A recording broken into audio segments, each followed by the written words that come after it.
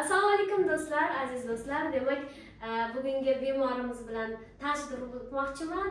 Bu kishi bemorimiz, ya'ni 40 kun oldin, 40 kun oldin demak operatsiya bo'lib ketishgan bular Namangan shahridan. Operatsiya juda ham qiziq, murakkab bo'lgan. Demak, shikoyatingiz nima edi? Xola, nima bilan keldingiz shikoyat? Men suv ketgani uchun keldim. Sizni topib keldik. Har doim aytaman, sizda qola dunyoda ko'paysin. Men 51 yil azob tortdim.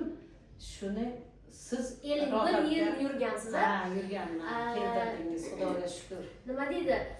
Bo'shab qolgan orqa tesh, to'g'rimi? Tug'ruqdan keyin bo'lganda 51 yil e'tibor bermagansiz.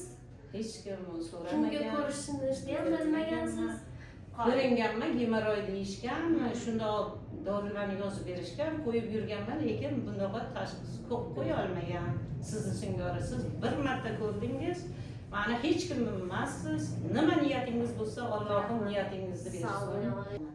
Rahmat, sog' bo'ling. Demak, qisqacha tushuntirsam, bu bemorimizda demak tug'ruqdan keyin shu 50 yil oldingi asoratlar bo'lgan, rektatsiyali, axlat nima deydi, anal muskullarini bo'shab ketishi hamda to'g'ri ichakda tushishi. Bularda to'g'ri ichakda shilla qavati tushib qolgan bo'lgan. Lekin shu 51 yildan beri to'g'ri tashxis qo'yilmagan, gemoroy deb davolanib yurgan. Bularda operatsiya o'tkazildi. Demak, operatsiyaga 40 kun bo'ldi. Mana Xudoga bemorimiz yaxshimisiz? Soppa sog'man. O'zingiz yaxshi his qilyapsizmi? Bemalol o'tirib, yurib, ovqatlanib. Bemalol. Rahmat. Bunaqa narsa bo'lmayaptimi endi tushib qolishga? Yo'q. Juda ham xursandmiz. Juda ham xursandmiz. Yoshingiz nechida edi? Yoshim 69.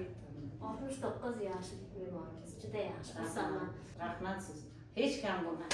Sog' bo'linglar. Sizlarga ham sog'lik, salomatlik tilaymiz. Siz ham kasal Ming rahmat sizni o'qitgan. Rahmat. Doim Alloh